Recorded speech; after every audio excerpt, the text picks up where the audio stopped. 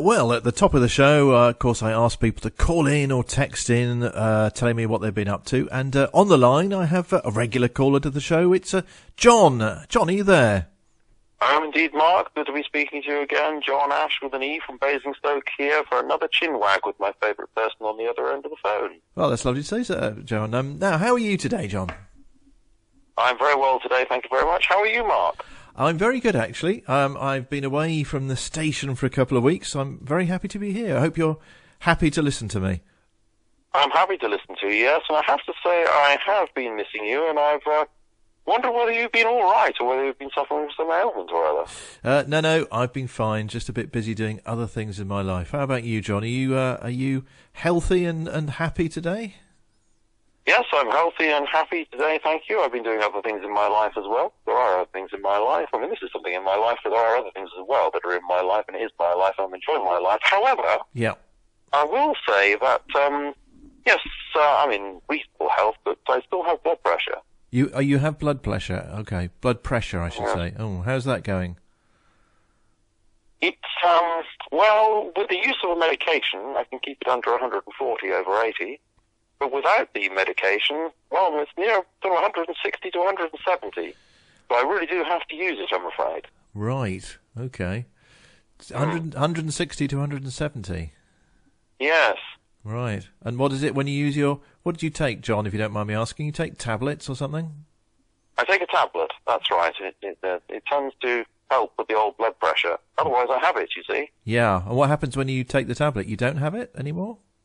Yes, I think that's right. I think it removes the blood pressure, and then if you look at this monitor that I have on my arm, it says 140. Now, I don't know what it means. I don't really want to know what it means because it freaks me out a little bit. I know I'm a person of a scientific bent, you know. I have told you I used to be a quantity surveyor, didn't I, Mark? Yeah, a quantity. You have indeed, John. You have mentioned that in the past, I think. Yes, you see, so I'm somebody of a scientific bent, but in this case it freaks me out, so I don't really want to know what the numbers mean. Right. However, it's under 140 when I take that tablet. Uh-huh. So I still, well, yeah, so I'm okay. So I don't have any blood pressure. Right. Okay.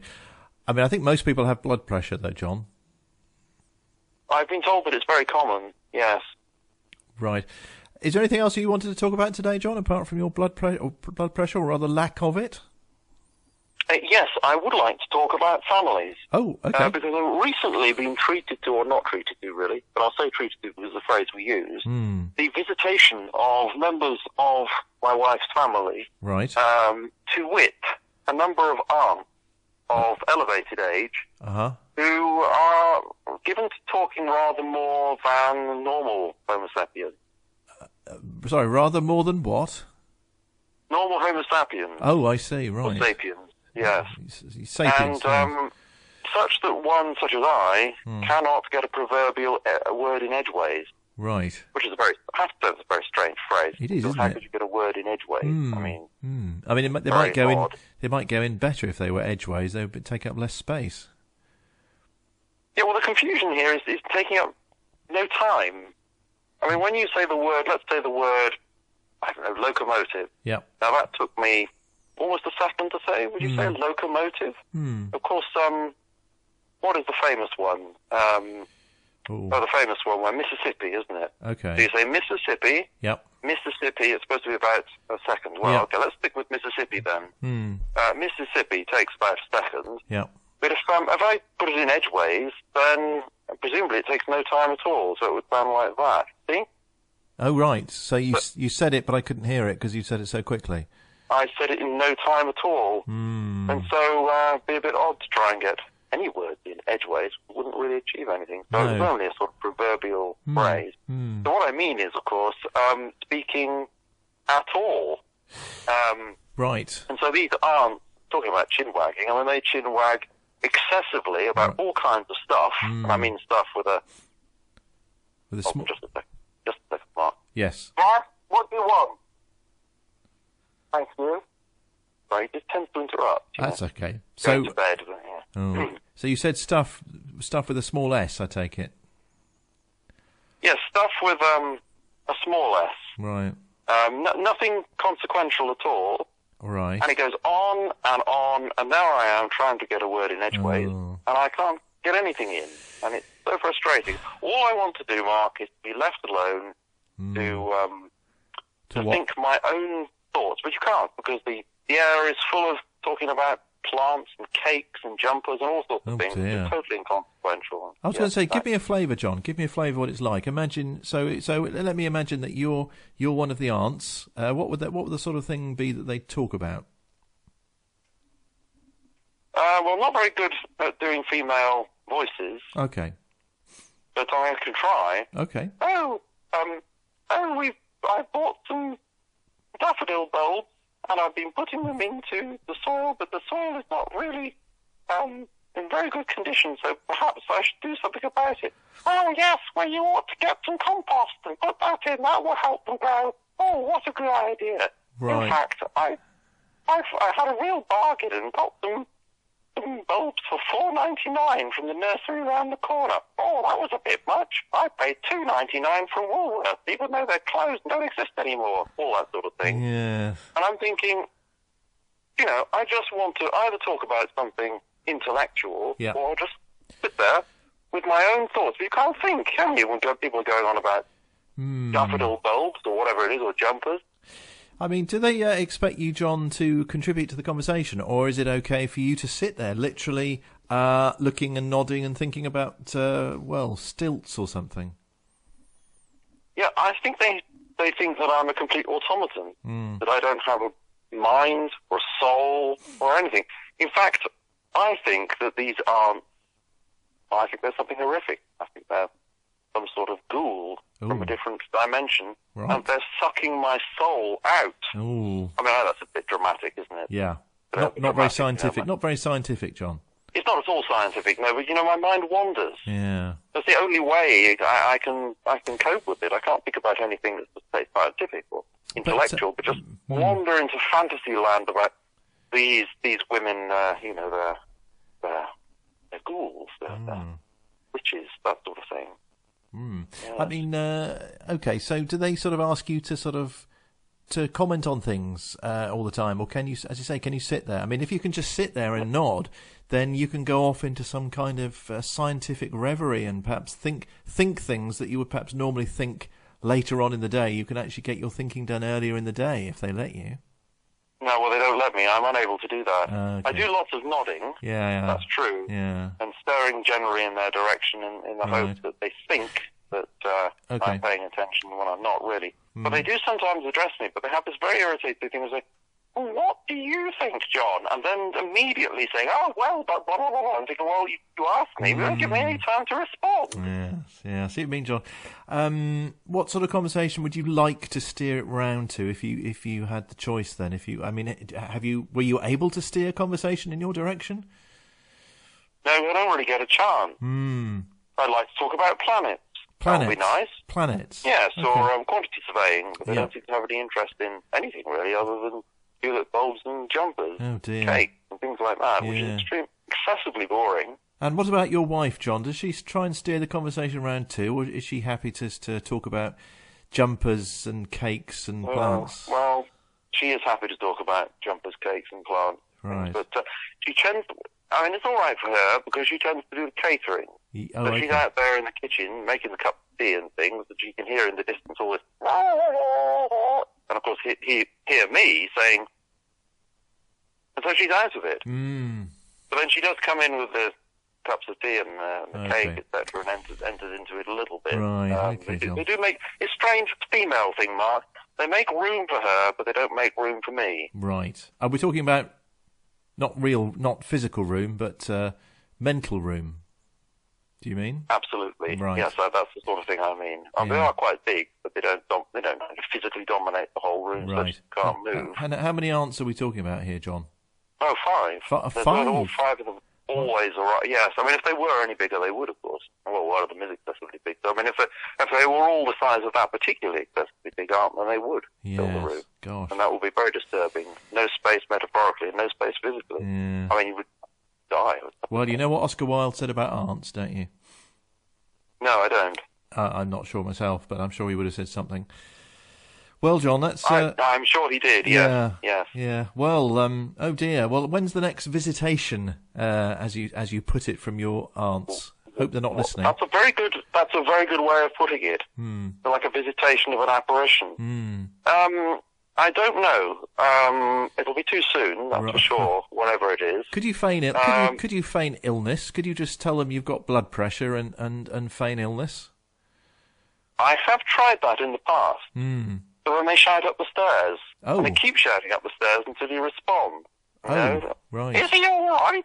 You know, how are you doing, lad? And all that sort of thing, because they're older than me. Are they Australian, John? No, that's just my poor attempt at doing a female voice. All right, okay. I don't think all females are Australian, although my wife is Australian. But I don't think they're all Australian. Right. So your wife is Australian, is she? But her well, she used to be. She used to be Australian, yes, when she was living in that country. She's now naturalised. Right. That's not a proper country like England. Right. Okay. Now UK citizen. Oh well, sorry to hear about that, John. Well, let's hope it's. Let's look. Of course, yeah. Let me play devil's advocate, John. They're not going to be around forever, you know. Your aunts. You should perhaps make the most of them while they're still around. Well, I'd like to pick a bone with you over both of those points there. I mean, the first thing is, I don't enjoy them and I wouldn't enjoy them. It's just inconceivable that I would enjoy them, so I won't make the most of them. It doesn't even make sense to me. And the second thing is to say that I think they will be here forever. I think there's something supernatural about them. Right, okay. Supernatural thing, of course. But yes, I think they will continue eternally, and I'll be gone, and they'll still be chatting on about cake and tulips and all the rest of it. And jumpers. They didn't talk about jumpers. Knitting. Right. Knitting is the thing they go on about. So can you think of anything more boring than knitting? No. It's just incredible. No. Stitches. Which kind of stitch do they use? Oh dear. Good Lord. Huh. Well, I feel your pain, John, as I'm sure do many of our listeners. Now, would you like to choose a song, a record for us to play on the virtual turntable? Yes, I would, please. I'd like to have a song that I used to dance to as a young man. And back from the 1970s. Yep. It's a song by, I think they were called the Sledge Sisters or something like that. And it's a song called We've Got a Family. We've Got a Family. I know about the Sister Sledge. We are. Are you thinking perhaps of We Are Family? I might be. Sister Sledge, though. No, isn't it the Sledge Sisters? Well, it says here, Sister Sledge, so I think let's go with that. I think it's just looking online, and it does say, I think they're known as Sister Sledge, John. Well, you're right, that We Are Family goes sort of, We Are Family. Yeah. That sort of rhythm, you know. Yeah, that's the one. That's that one. Yeah, that's the one. No, I don't think it's that one. Oh. What about Sly and the Family Stone? What about that one? What's that one? Family Affair? What about that? Is that what you're thinking of? Family Affair. It's a family affair. That one. It could be. Right. It could be. Could you play them both? Well, let's play them both. Do you know, I was going to. Are they? What? They're not the same song, are they? No, I don't think so. Pretty sure they're not. I'll play them both, John, and perhaps you could let me know afterwards. Drop me a text and tell me which one you think it is. How about that? Yes, okay, that's a good idea. Now, just before you go, is it not true that the Jackson 5 were also 5 members of the same family? I think they were, yes. Was it by them? I see. No, I think Sister Sledge and Sly and the Family Stone are 2 different groups. I'm pretty sure they are, John. And they're all right. So the Sledge Sisters. Am I getting them confused with the Andrew Sisters, perhaps? I think you might be. I think the Andrew Sisters are about 30 years ahead or earlier than the Sister Sledge. Yeah. What about the Beverly Sisters? Beverly Sisters probably are just after the Andrew Sisters and before the Sledge Sisters. Okay. Yeah. Okay. Yeah. Any more sisters? Well, these aren't. You see, they're sisters. That's true. And I haven't heard them sing, but I can't think of anything worse.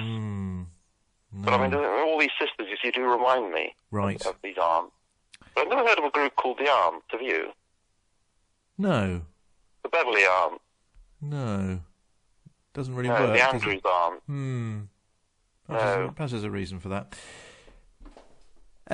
Anyway, John, lovely to speak to you, as ever. Sorry about your aunt's / sister situation, but I can only hope that it doesn't happen too often for your sake. It's too often. I mean, even occasionally it's too often. Right, yes. Okay. Well, sorry to hear that, John, but I look forward to talking to you next week about something non-family related, perhaps. That would be a very good idea, Mark. I can think of lots of things that are not family related. Like what? Pigs. Pigs? Did you say pigs? I did say pigs. Right. Okay. Right, lovely to speak to you, John. I don't want to talk about them. Oh, no, you okay. just asked me if I could think of something that's not family related. Fair enough. Well, I suppose pigs have families. True. Abacuses? No, that's a good one, yeah. I don't think they do. Well, there might be a family of abacuses in the sense that certain abacuses came after other ones as they became more sophisticated. The first barometer ever made? That doesn't have a family. Thank you. Okay. Well, lovely to speak to you, John, and speak to you again next week. And what about a call, a shout-out? Oh, yes. Yes, I'm sorry. I got so distracted by that. Yes, would you like to shout out to somebody for the songs we're going to play? Maud. Right. Thanks, John. See you next week. Okay, thanks. Great show. Good to speak to you after all this time, Mark. Cheerio, John. Bye-bye. Bye-bye. Bye-bye. Bye-bye. Darren's Valley's radio station.